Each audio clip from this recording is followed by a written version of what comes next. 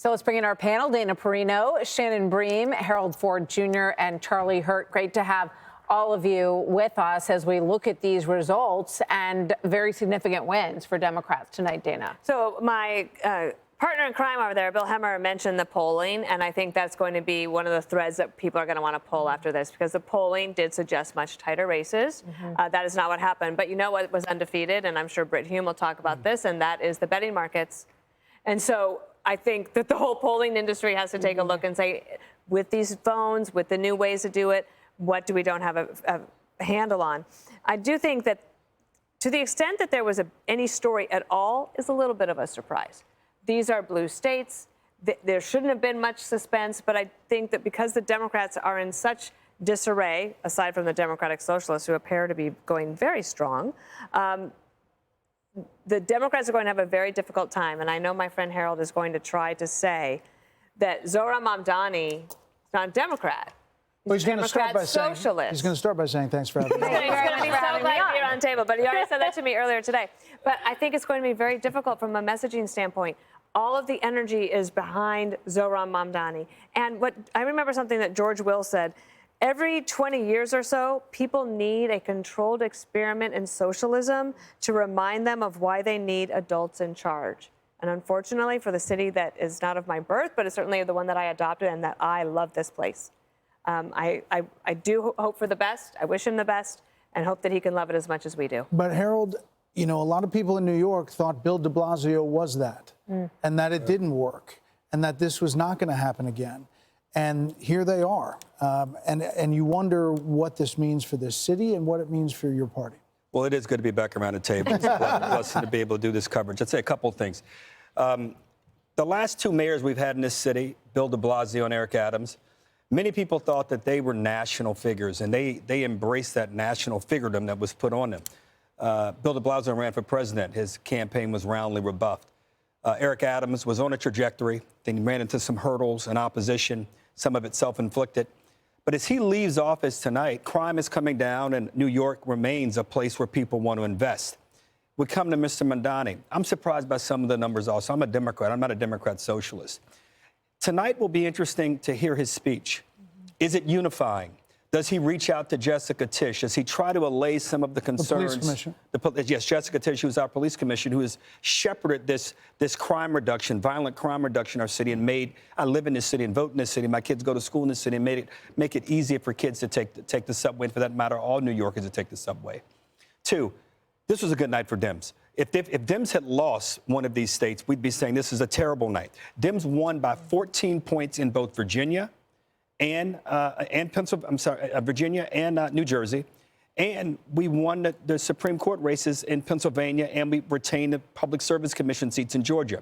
Now, some will say we held serve. You got to hold serve to win. This is tomorrow, as we get ready for the political day, Mr. Trump and Republicans will have some questions to answer.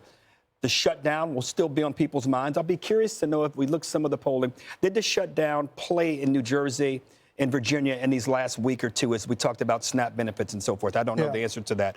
And two, there's a big conversation that's going to take place at the Supreme Court tomorrow about the legality of the tariffs. So the world goes on tomorrow. But as we sit here tonight, Democrats had a good night. And where I agree with Dana, we've got to decide if Mr. Mamdani is going to be the face of our party.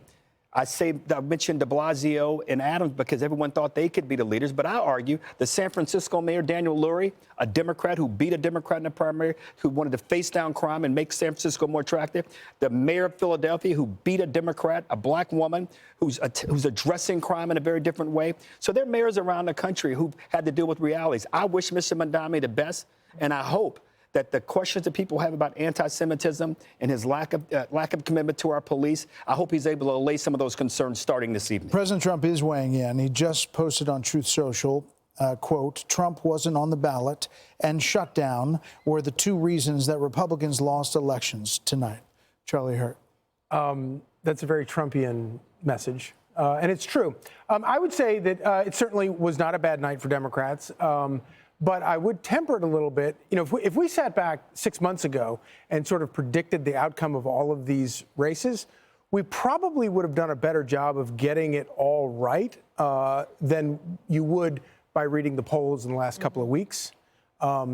Dana raises a great point, though, about the betting markets. It's like, who is it that's getting in late? I mean, they nail these things. Yeah. And even if the betting markets are wrong the day before the election, by the time, polls close, they are like within a tenth of a point. It does kind of, I'm suspicious enough that makes me wonder whether or not it's not campaign people doing it. But look, if you go back 40 years, not only are Virginia and New Jersey both solidly blue states now, if you go back, their reputation for voters rejecting whatever party won the White House in the previous year is almost without fail. There have been 2 examples, one in each state over the past 40 years, where they haven't done that.